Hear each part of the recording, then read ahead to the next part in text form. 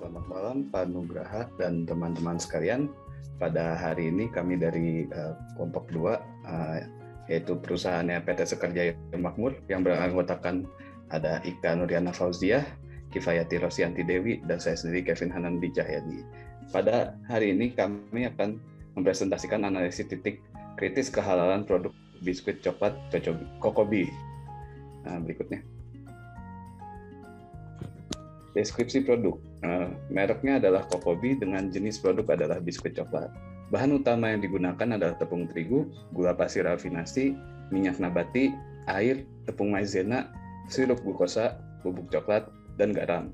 Sementara bahan tambahan pangannya adalah pewarna brown HT, bahan pengembang yang merupakan amonium bikarbonat dan soda kue, lecitin, dan flavor coklat. Bahan penolong tidak digunakan di sini, dan untuk kemasannya bahannya menggunakan kemasan primer metallized plastik dan sekundernya adalah karton. Semua bahan yang digunakan diambil dari produsen di Indonesia, bukan bahan impor. Nah, kemudian untuk berikutnya adalah alur proses produksi yang akan dijelaskan oleh teman saya Ika Nuriana. Silakan. Ya, berikut ini adalah alur proses produksi dari biskuit Kokobi. Tahapan pertama dari proses produksi adalah bahan-bahan seperti minyak nabati, air, gula halus, sirup glukosa, lecitin, amonium bikarbonat, natrium bikarbonat, flavor coklat, dan pewarna brown HT masuk ke dalam proses pengadukan selama 2 menit. Setelah itu, campuran antara tepung terigu, tepung maizena, bubuk coklat, dan larutan garam dimasukkan untuk kemudian diaduk kembali selama 8 menit. Pada proses ini akan dihasilkan adonan A yang berbentuk kalis, homogen, kempal, dan oily. Pada tahapan ini akan dilakukan pengecekan homogenitas dari adonan. Selanjutnya. Pada tahapan ini merupakan titik kritis dari proses produksi biskuit Kokobi, karena pada tahapan mixing atau pengadukan ini akan dimasukkan bahan-bahan yang digunakan dalam proses produksi, sehingga dimungkinkan akan terjadi kontaminasi atau masuknya bahan yang tidak halal. Selain itu, titik kritis dari proses produksi biskuit Kokobi ini juga terjadi pada line yang digunakan dan proses pembersihan dari mesin dan konveyor yang digunakan. Namun, pada proses produksi ini, line yang digunakan untuk memproduksi biskuit Kokobi tidak bercampur dengan produksi yang lain, serta proses pembersihan mesin dan konveyor menggunakan bahan dan alat yang bebas dari unsur hewani atau bahan haram. Selanjutnya, proses selanjutnya adalah adonan yang dihasilkan dari proses mixing akan masuk ke dalam proses pencetakan atau molding mesin. Untuk selanjutnya akan dihasilkan biskuit basah. Pada tahapan ini dilakukan pengecekan dari berat biskuit.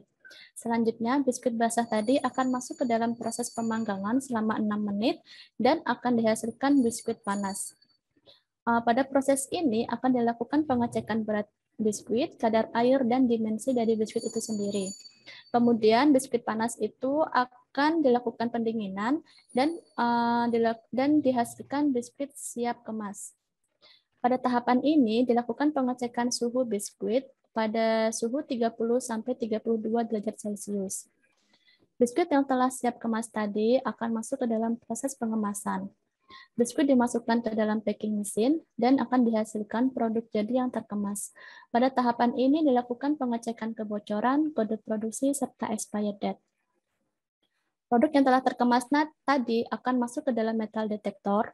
Untuk selanjutnya, produk yang telah lolos dari metal detektor ini akan dilakukan penyimpanan dan siap untuk didistribusikan kepada konsumen. Next. Untuk baik. Selanjutnya. Selanjutnya silahkan untuk Saudara Dewi. Baik, selanjutnya adalah titik kritis kehalalan dari bahan. Yang pertama adalah tepung terigu. Menurut keputusan Menkes RI nomor 962 tahun 2003 tentang fortifikasi tepung terigu, menyatakan bahwa terigu yang diproduksi, diimpor, atau diedarkan di Indonesia harus mengandung fortifikan yang meliputi zat besi, zinc, vitamin B1, vitamin B2, serta asam folat. Pada dasarnya, status tepung terigu murni adalah bukan termasuk titik kritis. Namun, karena tepung terigu yang beredar di Indonesia harus ditambahkan oleh fortifikan, maka harus diperjelas status kehalalan dari fortifikannya itu sendiri. Vitamin B1, vitamin B2, dan juga asam folat yang bersumber dari tanaman ini tidak termasuk titik kritis. Namun akan menjadi titik kritis apabila vitamin B1, vitamin B2, dan asam folat ini diproduksi secara mikrobiologis menggunakan media yang belum diketahui statusnya. Fortifikan lain yang biasanya ditambahkan ke dalam tepung terigu adalah L-sistein. L-sistein ini statusnya adalah syubhat. L-sistein ini biasanya ditambahkan ke dalam tepung terigu untuk melunakkan gluten gandum, sehingga didapatkan tepung terigu yang lembut dan juga volumenya menjadi lebih besar. L-sistein ini syubhat karena berasal dari bulu atau rambut. Dapat menjadi haram apabila L-sistein merupakan hasil dari ekstraksi rambut manusia, dan juga akan menjadi haram apabila berasal dari bulu unggas yang tidak disembelih secara syar'i. Namun, apabila L-sistein ini berasal dari produk mikrobial, namun media pertumbuhannya tidak diketahui statusnya, maka akan menjadi titik kritis. Selanjutnya adalah gula pasir rafinasi. Pada dasarnya, sama seperti tepung terigu, gula pasir rafinasi ini adalah bukan titik kritis karena berasal dari tanaman, yaitu nira tebu, kelapa, siwalan, lontar, aren, dan sawit. Namun pada proses pembuatan gula pasir rafinasi ini, ada beberapa tahapan, di antara lain ekstraksi, penjernihan, evaporasi, kristalisasi, hingga pengeringan, yang dimana pada tahap-tahap ini dapat terjadi kontaminasi bahan haram. Untuk proses pemurnian gula pasir ini atau proses rafinasi tentunya menggunakan karbon aktif yang harus dijelaskan status kehalalannya. Sumber karbon aktif dapat berasal dari hasil tambang atau arang kayu. Untuk karbon aktif yang berasal dari hasil tambang atau arang kayu ini bukan titik kritis, namun apabila berasal dari arang tulang, maka harus dilihat status asal hewannya.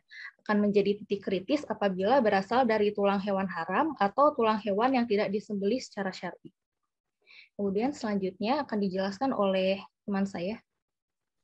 Ya, bahan selanjutnya yang digunakan dalam proses produksi biskuit cocobi ini adalah bubuk coklat. Apabila produk bubuk coklat berasal dari bahan nabati seperti biji coklat yang diolah secara fisik tanpa penambahan bahan tambahan pangan lainnya, maka bubuk coklat tidak memiliki titik kritis haram. Namun, apabila bubuk coklat menggunakan bahan lainnya seperti laktosa, whey, dan bahan pengemulsi yang umum digunakan pada produk coklat, maka bahan-bahan tersebut menjadi titik kritis haram. Bahan pengemulsi dapat berasal dari bahan nabati ataupun hewani. Apabila bahan berasal dari hewani seperti gelatin, maka harus dipastikan apakah pengemulsi berasal dari hewan halal dan dengan penyembelihan secara syar'i. Kemudian laktosa dan whey yang digunakan dapat berasal dari hasil samping produksi keju yang mungkin menggunakan bahan haram dalam proses pembuatannya. Maka harus dipastikan proses pembuatan dari laktosa dan whey yang digunakan dalam bubuk coklat tersebut. Selanjutnya, bahan selanjutnya adalah minyak nabati. Dalam produk ini yang digunakan adalah minyak kelapa sawit. Titik kritis haram produk minyak kelapa sawit terdapat pada penggunaan bahan penolong dalam proses pemurniannya, seperti asam sitrat dalam proses degamming dan arang aktif dalam proses dekolorisasi. Selain itu, pada produk minyak dengan fortifikasi vitamin A atau beta-karotin dimungkinkan adanya penambahan BTP stabil untuk menstabilkan senyawa beta-karotin yang bersifat tidak stabil. Asam sitrat sendiri merupakan produk mikrobial yang perlu diperhatikan media pertumbuhannya bukan dari bahan haram dan najis. Kemudian arang aktif, seperti yang dijelaskan sebelumnya, bahwa dapat berasal dari kayu, batu bara, ataupun tulang hewan. Apabila berasal dari hewan, maka harus dipastikan bukan dari hewan haram atau hewan halal yang disembelih dengan syar'i. Kemudian BTP penstabil. Apabila berasal dari hewani seperti gelatin, maka harus dipastikan apakah pengemulsi berasal dari hewan halal dan dengan penyembelihan secara syar'i. Selanjutnya akan diteruskan oleh teman kami, Kelvin. Oke, bahan berikutnya yang termasuk salah satu titik kritis adalah sirup glukosa. Pada pembuatan sirup glukosa ini dapat melibatkan enzim dan emulsifier. Untuk emulsifiernya ini dapat berasal dari bahan hewani yang perlu dipastikan kehalalannya atau tidak. Sementara enzim yang dilibatkan dalam proses ekstraksi juga dapat berasal dari hewan yang perlu dipastikan kehalalannya, karena beberapa enzim bisa untuk mengekstraksi sirup glukosa bisa berasal dari pankreas babi, sebagai contoh. Kemudian untuk flavor coklat, proses pembuatan flavor coklat ini sangat kompleks, sehingga sulit ditelusur asal bahan-bahannya. Pembuatan flavor yang kompleks dalam artian terlalu banyak bahan yang belum diketahui kejelasannya berasal dari mana untuk menambahkan aroma coklat tersebut, yang bisa saja dari bahan hewani yang tidak halal ataupun bahan nabati, akan tetapi proses ekstraksinya tidak mengikuti ketentuan halal atau terkena kontaminasi. Sebagai contoh untuk ekstraksi coklat ini, salah satu metode yang paling populer untuk mendapatkan compound yang mengeluarkan flavor rasa coklatnya ini adalah fermentasi. Akan tetapi fermentasi ini perlu diperhatikan apakah media mikrobanya itu sesuai dengan hukum halal atau tidak, maupun takutnya ada kontaminasi atau tidak juga dari medianya ataupun dari mikrobanya sendiri gitu. Kemudian berikutnya adalah lecitin. Lecitin ini adalah senyawa fosfolipida dari lemak, baik itu hewani atau nabati. Apabila berasal dari lemak hewan, maka harus dipastikan status kehalalan hewannya. Kemudian lecitin dari bahan nabati juga tidak serta-merta lolos dari ketidakhalalan, karena halal ini kalau untuk nabati ini dalam proses produksinya ini tidak menggunakan bahan yang diharamkan. Apabila hidrolisis lemak yang menggunakan enzim yang diharamkan, maka tentu lecitin kedelai ini menjadi haram. Dalam skala industri, lecitin kedelai diekstrak menggunakan parut organik. Setelah bahan terekstrak, kemudian parutnya dihilangkan sebagai diperoleh ekstrak kasar lecitin. Agar diperoleh hasil lecitin yang lebih baik, maka dibuatlah turunan-turunan lecitin menggunakan proses enzimatis. Proses ini menggunakan enzim fosfolipase A dari pankreas babi, maka lecitin nabati ini berstatus haram. Kemudian untuk kemasan primer juga menjadi salah satu titik kritis karena menggunakan metallized plastik. Titik kritis pada kemasan plastik adalah dari bahan penolong, yaitu penstabil proses yang digunakan dalam produksi kemasan plastik. Penggunaan garam asam lemak kalsium stearate E470 berpeluang non-halal karena sumbernya dari hewani seperti lemak babi atau lard dan lemak sapi atau tallow. Kemudian berikutnya adalah positive list material.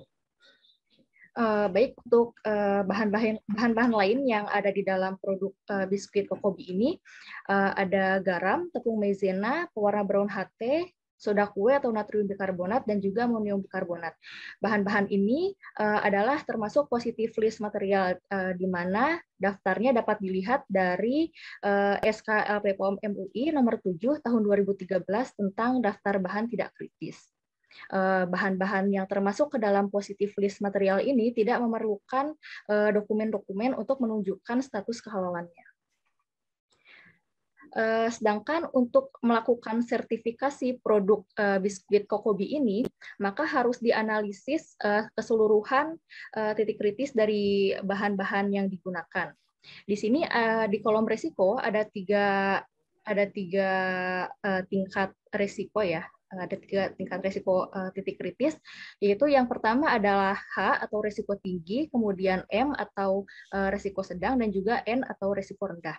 Untuk bahan dengan titik kritis risiko sedang seperti tepung terigu, gula rafinasi, minyak nabati, sirup glukosa, dan juga metallized plastik, ini hanya memerlukan pernyataan bebas hewan dan juga spesifikasi produk dan juga flowchart.